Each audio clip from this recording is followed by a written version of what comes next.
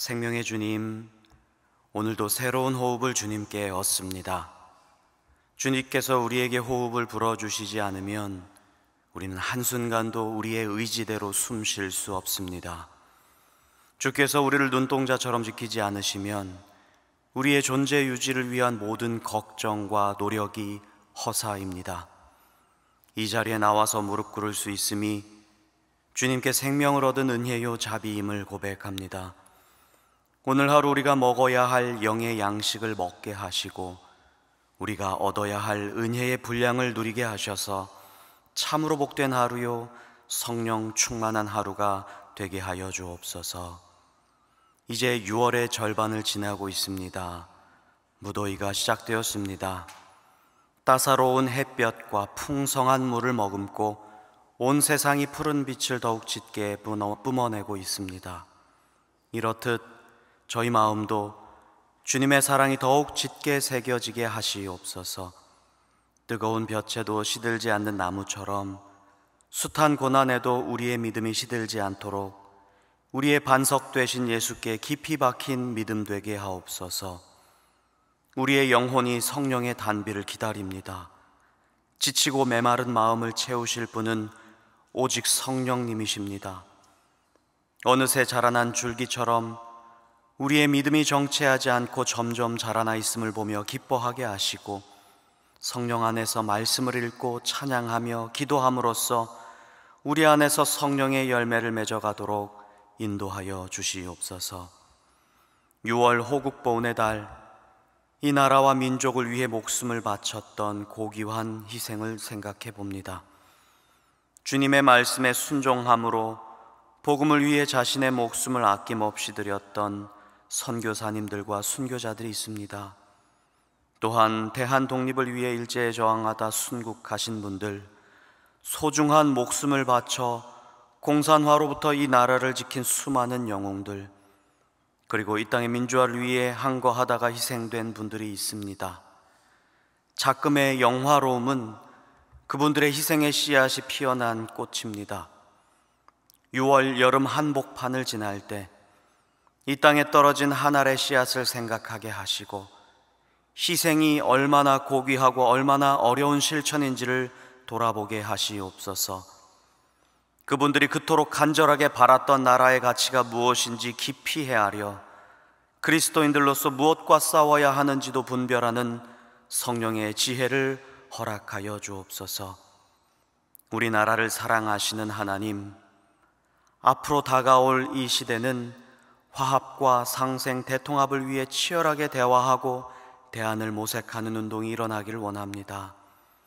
이 땅의 그리스도인들이 이 시대를 향한 주님의 뜻을 잘 분별하여 빈부, 동서, 남녀, 노사, 사회 전역의 대립과 분열을 치유하고 서로 화해하게 하며 사랑하게 하는 성령의 역사를 이루어가는 거룩한 도구가 되게 하여 주시옵소서. 예수님께서 그토록 바라셨던 십자가의 정신이고 그토록 이루고 싶어 하셨던 사랑의 나라가 되게 하여 주시옵소서.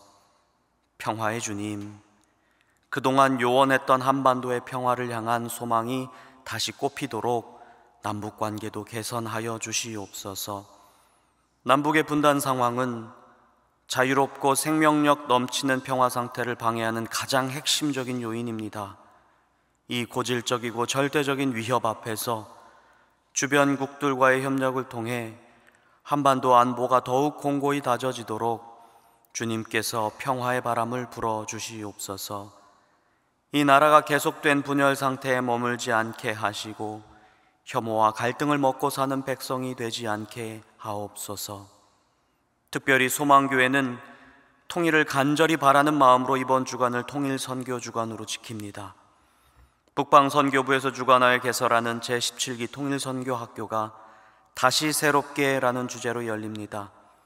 모든 일정 가운데 함께 하시고 분단 상황에서도 북녘 땅의 복음화를 위해 힘쓰고 애쓰는 선교사님들과 또 북쪽의 지하교회 그리고 이를 위해 지원하고 섬기는 북방선교부에도 은혜를 베풀어 주시옵소서.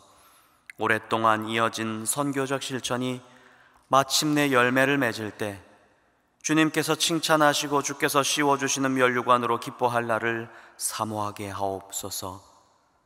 성령 강림 이후의 시간을 보내는 소망교회 성도님들 위해 기도합니다.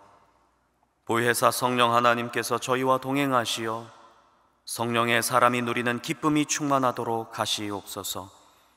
교회를 섬기는 다양한 사역기관과 재직회, 남녀 선교회와 공동체들을 기억하여 주시고 모든 사역의 기름을 부어주시며 섬김의 기쁨으로 충만케 하여 주옵소서. 저마다 다양한 은사를 허락하셨사오니 이 은사로 교회의 덕을 세우게 하시고 성령 안에서 하나 되어 주님의 몸을 더욱 건강하게 세워나가는 온 성도들 되게 하옵소서. 몸의 연약함 그리고 질병의 고통과 싸우는 성도들을 위해 기도합니다. 그 영도 즐거워하며 마음의 힘을 얻고 육체도 안전하도록 주님께서 지켜주시길 원합니다. 옆에서 돌보는 가족들이 낙심하지 않도록 그 믿음과 소망을 더욱 견고하게 하셔서 주의 이름으로 무엇이든지 구하면 행하리라 하신 말씀을 그들에게 이루어 주시옵소서. 이제 말씀 앞으로 나아갑니다. 하나님 말씀에 온전히 사로잡히길 원합니다. 오늘도 우리에게 주실 말씀에 귀 기울이며 말씀 붙잡고 살아가고자 하오니 주님 생명의 말씀을 허락하옵소서. 예수님의 이름으로 기도드립니다. 아멘. 오늘 우리에게 주시는 하나님의 말씀은 열왕기하 5장 15절에서 27절까지의 말씀입니다. 열왕기하 5장 15절에서 27절까지의 말씀을 함께 읽도록 하겠습니다. 나아만이 모든 군대와 함께 하나님의 사람에게로 돌아와서 그의 앞에 서서 이르되 내가 이제 이스라엘 외에는 온 천하에 신이 없는 줄을 아나이다. 청하건대 당신의 종에게서 예물을 받으소서 하니 이르되 내가 섬기는 여호와께서 살아계심을 두고 맹세하노니 내가 그 앞에서 받지 아니하리라 하였더라. 나아만이 받으라고 강권하되 그가 거절하니라. 나아만이 이르되 그러면 청하건대 노새 2마리의 실을 흙을 당신의 종에게 주소서. 이제부터는 종이 번제물과 다른 희생제사를 여호와 외 다른 신에게는 드리지 아니하고 다만 여호와께 드리겠나이다. 오직 한 가지 일이 있사오니 여호와께서 당신의 종을 용서하시기를 원하나이다. 곧 내 주인께서 림몬의 산당에 들어가 거기서 경배하며 그가 내 손을 의지하심에 내가 림몬의 신당에서 몸을 굽히오니 내가 림몬의 신당에서 몸을 굽힐 때에 여호와께서 이 일에 대하여 당신의 종을 용서하시기를 원하나이다 하니 엘리사가 이르되 너는 평안히 가라 하니라. 그가 엘리사를 떠나 조금 가니라. 하나님의 사람 엘리사의 사환 게하시가 스스로 이르되 내 주인이 이 아람 사람 나아만에게 면하여 주고 그가 가지고 온 것을 그의 손에서 받지 아니하였도다. 여호와께서 살아계심을 두고 맹세하노니 내가 그를 쫓아가서 무엇이든지 그에게서 받으리라 하고 나아만의 뒤를 쫓아가니 나아만이 자기 뒤에 달려옴을 보고 수레에서 내려 맞이하여 이르되 평안이냐 하니 그가 이르되 평안하나이다. 우리 주인께서 나를 보내시며 말씀하시기를 지금 선지자의 제자 중에 2 청년이 에브라임 산지에서부터 내게로 왔으니 청하건대 당신은 그들에게 은 1달란트와 옷 2벌을 주라 하시더이다. 나아만이 이르되 바라건대 2달란트를 받으라 하고 그를 강권하여 은 2달란트를 2 전대에 넣어 매고 옷 2벌을 아울러 2 사환에게 지우매 그들이 게하시 앞에서 지고 가니라. 언덕에 이르러서는 게하시가 그 물건을 2 사환의 손에서 받아 집에 감추고 그들을 보내 가게 한 후 들어가 그의 주인 앞에 서니 엘리사에게 이르되 게하시야 내가 어디서 오느냐 하니 대답하되 당신의 종이 아무데도 가지 아니하였나이다 하니라. 엘리사가 이르되 한 사람이 수레에서 내려 너를 맞이할 때에 내 마음이 함께 가지 아니하였느냐. 지금이 어찌 은을 받으며 옷을 받으며 감남원이나 포도원이나 양이나 소나 남종이나 여종을 받을 때이냐. 그러므로 나아만의 나병이 내게 들어 내 자손에게 미쳐 영원토록 이르리라 하니 게하시가 그 앞에서 물러나오매 나병이 발하여 눈같이 되었더라. 아멘. 나아만이 치유되었습니다. 세상 권세를 다 가진 그였습니다만 그의 속살은 썩어서 짓이겨져 갔던 그러한 상황이었습니다. 그랬던 그가 이제 그의 피부가 눈같이, 어린 아이의 살결같이 되어서 희게 되었다. 이렇게 되었습니다. 삶을 다시 시작하게 되었습니다. 인생을 새로운 마음으로 시작할 수 있다는 것 자체가 얼마나 귀하고 복된 일인지요. 이전 인생 다 잊고 우리 다시 시작하자. 이런 하나님의 따스한 속삭임, 이 속삭임을 마음에 담은 사람은 얼마나 복된 사람이겠습니까? 이것이 중생의 의미입니다. 나아만은 이러한 갱신을 체험한 사람이었습니다. 오늘 말씀은 그렇게 병에서 고침을 받은 나아만 장군이 하나님의 사람 엘리사에게 예물을 들고 찾아와서 예물을 드리려고 하는 장면으로 시작하고 있습니다. 15절의 말씀입니다. 나아만이 모든 군대와 함께 하나님의 사람에게로 돌아와서 그의 앞에 서서 이르되 내가 이제 이스라엘 외에는 온 천하에 신이 없는 줄을 아나이다. 청하건대 당신의 종에게서 예물을 받으소서 하니. 병 고침을 받고 그냥 제 갈 길을 갔어도 됩니다. 그런데 나아만은 병력들과 함께 발걸음을 돌이켜서 엘리사에게로 다가왔습니다. 마치 예수님께서 10명의 나병 환자를 치유해 주셨는데 그중 한 사람만이 돌아와서 예수님 앞에 엎드린 것처럼, 그리고 감사한 것처럼 이 나아만도 발걸음을 돌이켜서 엘리사 앞에 다가왔습니다. 그리고 하나님을 이렇게 찬양합니다. 이스라엘 외에는 하나님이 온 천하에 신이 없습니다. 다시 말해 이스라엘 하나님만이 유일하신 하나님이고 참 하나님이십니다 라고 하는 그러한 찬양입니다. 심지어 자신을 뭐라고 고백하냐면 나는 당신의 종입니다 이렇게 이야기합니다. 당신의 종에게서 예물을 받으소서 이렇게 이야기를 하죠. 그렇게 엘리사에게 예물을 드리려고 하는데 이 엘리사의 대답이 16절에 나와 있습니다. 이르되 내가 섬기는 여호와께서 살아계심을 두고 맹세하노니 내가 그 앞에서 받지 아니하리라 하였더라. 나아만이 받으라고 강권하되 그가 거절하니라. 엘리사는 절대 예물을 받지 않겠다고 거절합니다. 나아만이 강권했지만 한사코 거절합니다. 엘리사가 이 나아만의 감사 표시를 굳이 물리는 데에는 여러 가지 이유가 있을 것이고 의도가 있었을 것입니다.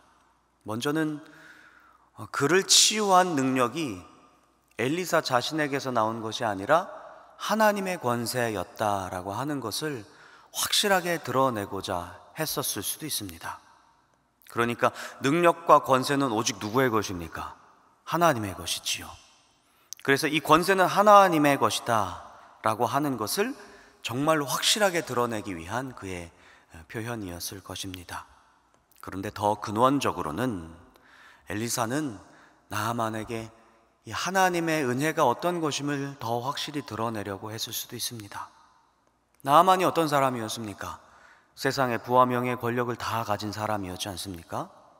그런데 그의 실존은 나병에 걸려서 너무나도 연약해진 그런 인생이었습니다. 엘리사는 이 연약한 실존을 적국의 군사령관이라고 해서 내치지 않았습니다. 이후에 보면 이스라엘은 아마 아람과 아주 극심한 전투를 하게 됩니다.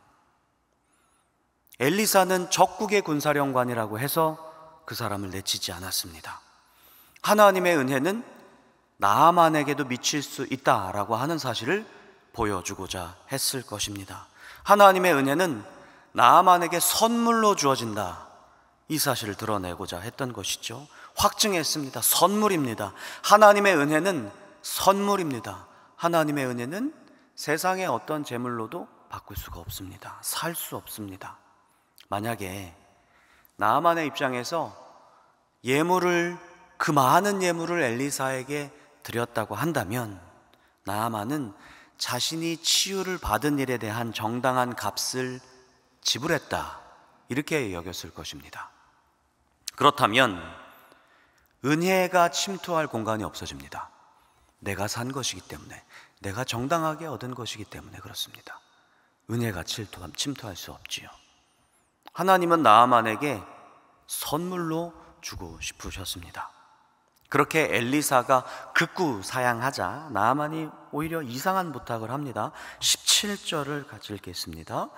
나아만이 이르되 그러면 청하건대 노새 2마리의 실을 흙을 당신의 종에게 주소서. 이제부터는 종이 번제물과 다른 희생 제사를 여호와 외 다른 신에게는 드리지 아니하고 다만 여호와께 드리겠나이다. 아멘.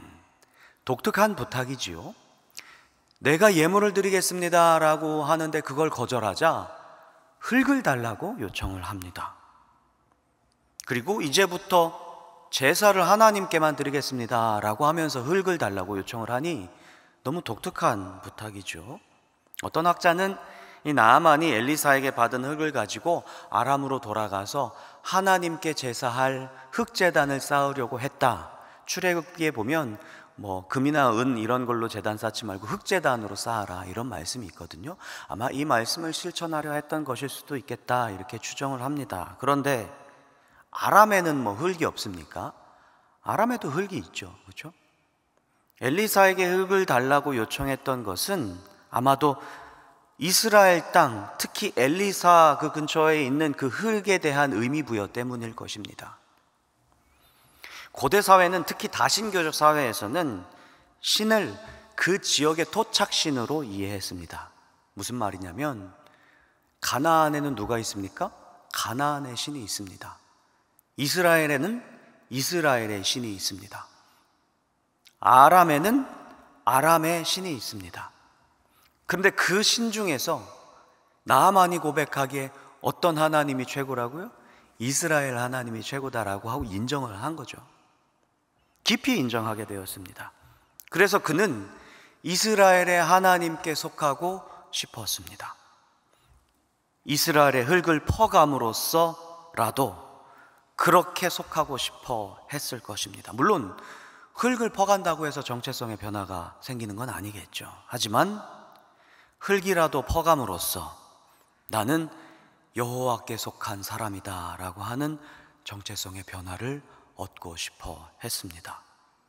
새로운 정체성을 얻고 싶어서 몸부림치는 그 마음, 그 간절함, 이렇다고 본다면 이 나아만의 마음이 우리에게도 굉장히 진정성 있게 다가오는 것을 느낍니다. 그러니 나아만의 마음이 이런 충돌이 생기는 거죠. 나는 하나님에 속하고 싶은 사람인데 지금 현실이 어떠냐면 18절에 나오고 있습니다. 18절 같이 읽겠습니다. 오직 한 가지 일이 있사오니 여호와께서 당신의 종을 용서하기를 원하나이다. 곧 내 주인께서 림몬의 신당에 들어가 거기서 경배하며 그가 내 손을 의지하심에 내가 림몬의 신당에서 몸을 굽히오니 내가 림몬의 신당에서 몸을 굽힐 때에 여호와께서 이 일에 대하여 당신의 종을 용서하시기를 원하나이다 하니, 림몬, 사납게 포효한다 라고 하는 뜻을 지닌 아람 신입니다. 나아만은 아람 장군으로서 아람 왕이 림몬 신당에서 제사할 때 그 옆에서 의전을 해야만 하는 그러한 책임을 가지고 있었겠지요. 그때 어쩔 수 없이 몸을 굽혀야 되는 것을 알고 있었습니다. 신당에서 우상 앞에서 몸을 굽혀야 하는 상황이 나에게 닥칠 것이라는 것을 깨닫게 됩니다. 이럴 수밖에 없고 그것을 안 할 수가 없습니다. 안 하면 좋겠습니다만 그게 현실입니다. 근데 누가 물어본 것도 아니에요.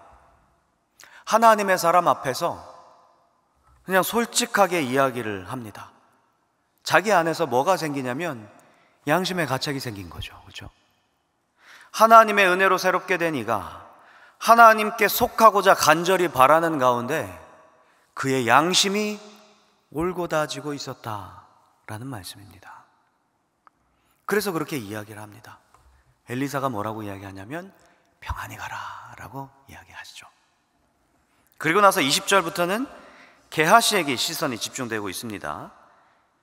오늘 읽은 말씀은 게하시와 나아만을 아주 날카롭게 대조하고 있습니다. 20절을 한번 볼까요?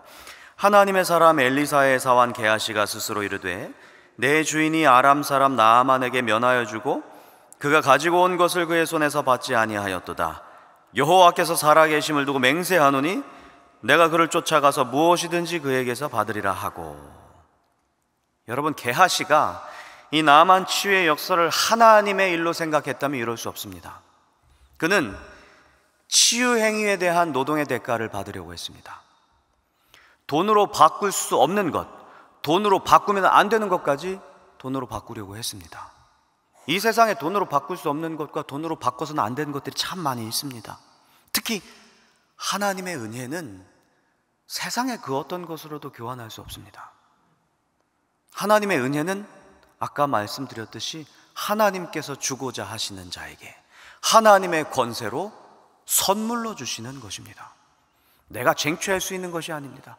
무엇인가를 바꿀 수 있는 것이 아닙니다. 나의 어떤 영성의 노력으로 내가 쟁취해내고 얻어내는 것이 아닙니다.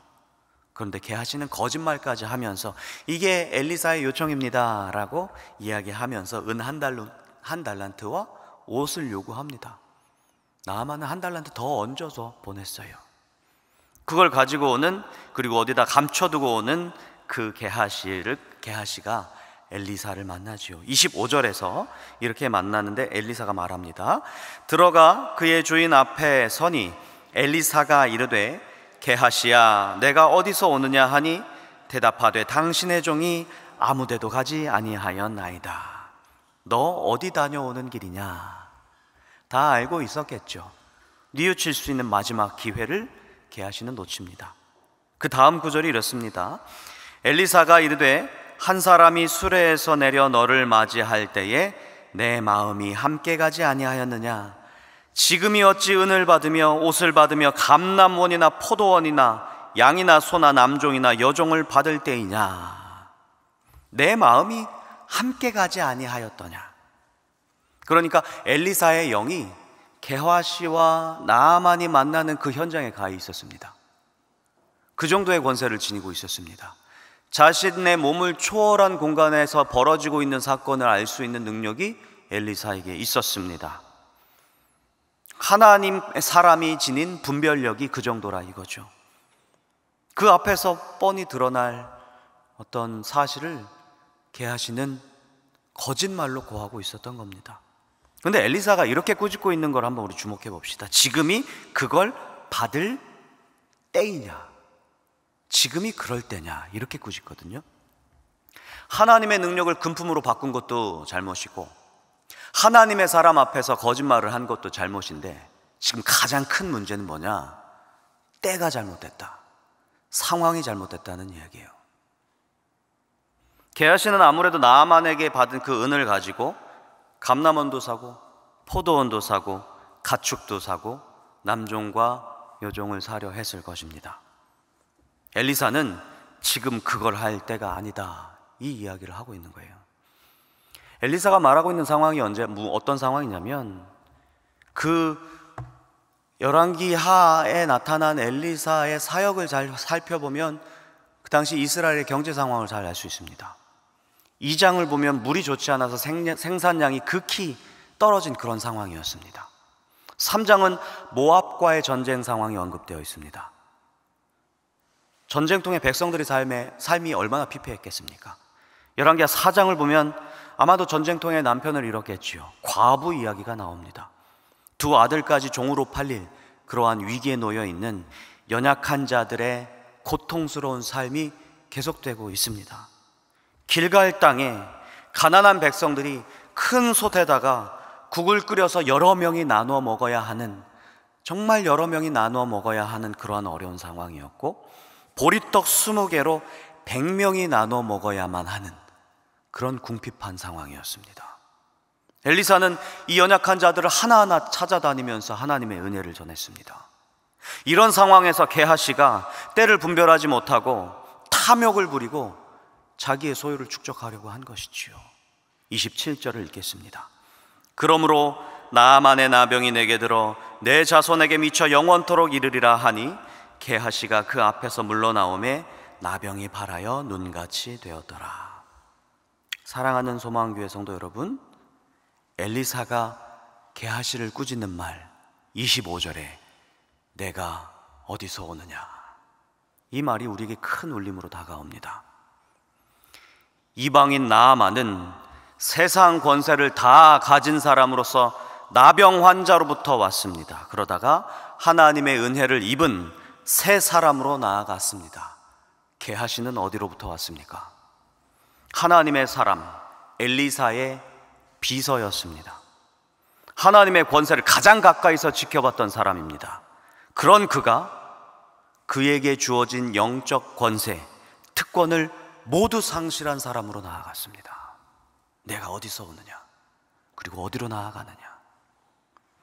여러분, 하나님의 사람은 어떻게 해서든지 하나님의 백성으로서의 정체성을 지니고 싶어 하는 자입니다. 내가 하나님께 속해 있음이 너무 감사해서 흙을 퍼감으로써라도 하나님께 속한 사람임을 확증하는 사람입니다. 자신의 일상에서 내가 하나님께 속해 있다라고 하는 것을 누리고 싶어 하는 사람입니다. 우리의 일상에서, 우리의 일터에서, 우리의 가정에서 이 성전에서 퍼간 말씀을 어떻게 해서라든지 내 일상에서 적용시켜 보고자 하는 사람입니다. 최선을 다해서 성전에서 퍼간 말씀을 내 삶의 구석구석에 가져가려고 하는 사람, 그게 하나님의 사람이라는 말씀이죠. 또 하나님의 사람은 하나님께 받은 은사와 은혜와 권세를 자기만을 위해 사용하지 않습니다. 분별력을 가지고 고통스러워하는 백성들과 함께 고통을 나누고 깨어서 함께 기도하고 하나님의 손과 발이 되어서 하나님의 일을 수행합니다. 그런 자에게 하나님은 계속 권세를 부어주시는 줄 믿습니다. 그런 사람을 하나님은 기뻐하십니다. 하나님께서는 하나님의 사람에게 평안히 가라 말씀하십니다.